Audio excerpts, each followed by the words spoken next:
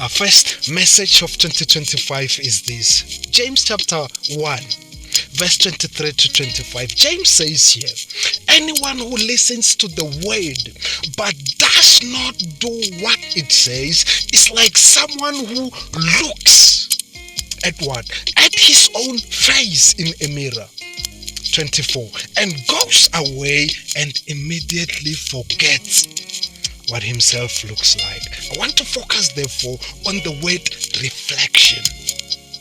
It comes from a Latin word which comes from two words. Re, which means back, and flectere, which means to bend back. So it's all about back. So a mirror brings back an image of yourself back to yourself so that yourself can see yourself. Now, self-reflection is the same principle, only this one takes place inside of you.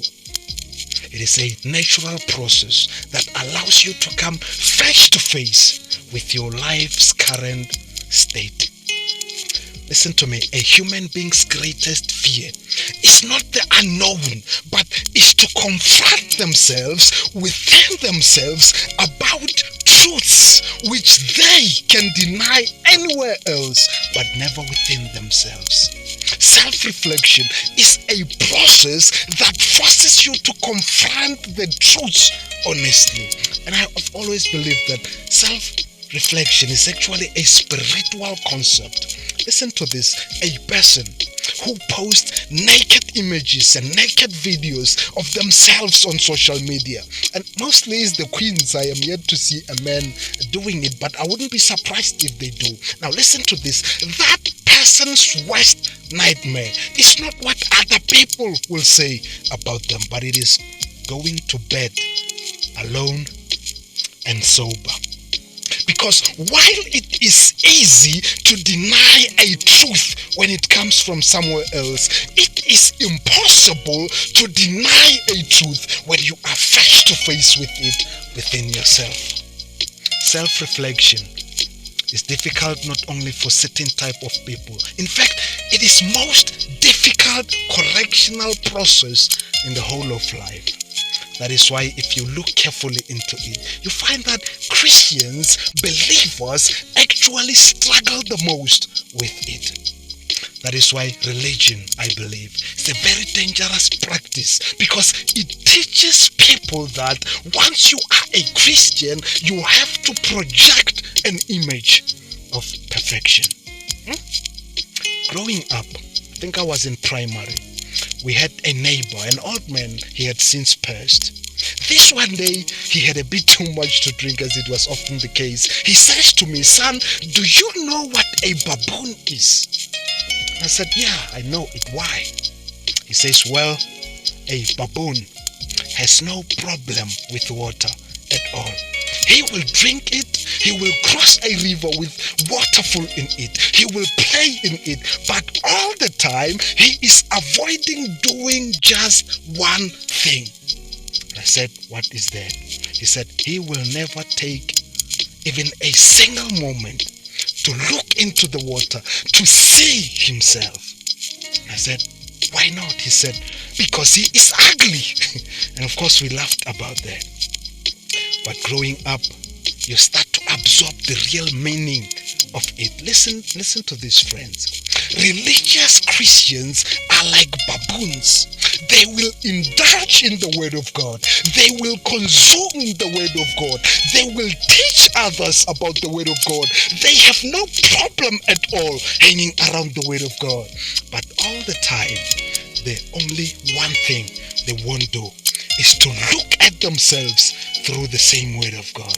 Let me tell you a secret. James explains it in verse 25. He says, "But whosoever," it means any person, a Christian, a non-believer, "whosoever looketh into the perfect law of liberty." You see, the word of God is not just a law, and remember, the word of God is completely embodied by Christ himself. Jesus is a law, but not just a law, but James says he is a perfect law.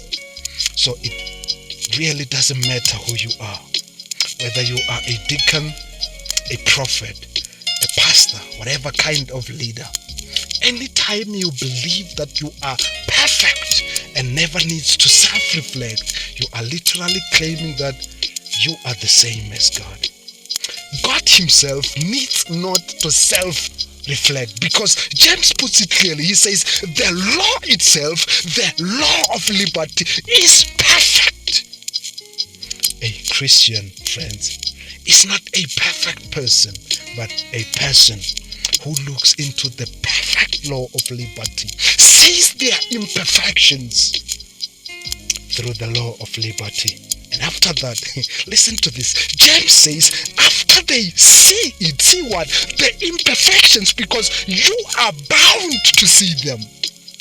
He says, then they continue in the law, in the correction, not forgetting what they have heard. I like how he says forgetting, because you see, while others were happy, 12 o'clock midnight on the 31st, others were genuinely celebrating genuine success from the past year, from 2024. But listen to me, there will be those who, upon an honest reflection, they know that deep down, the year that was carried nothing but misery. Things are not promising even in 2025. But instead of confronting the truths within, what do? We go with the flow of life. When other people are genuinely happy, we also pretend to be happy. We display happiness and success, because instead of dealing with reality, James says people will rather forget. In other words, they will rather pretend that they don't know. Just push it aside. Friends, as we begin a new year, take the time to confront the truths inside of you. Don't avoid them. Listen to me as I close. Someone will say, man, I hear you.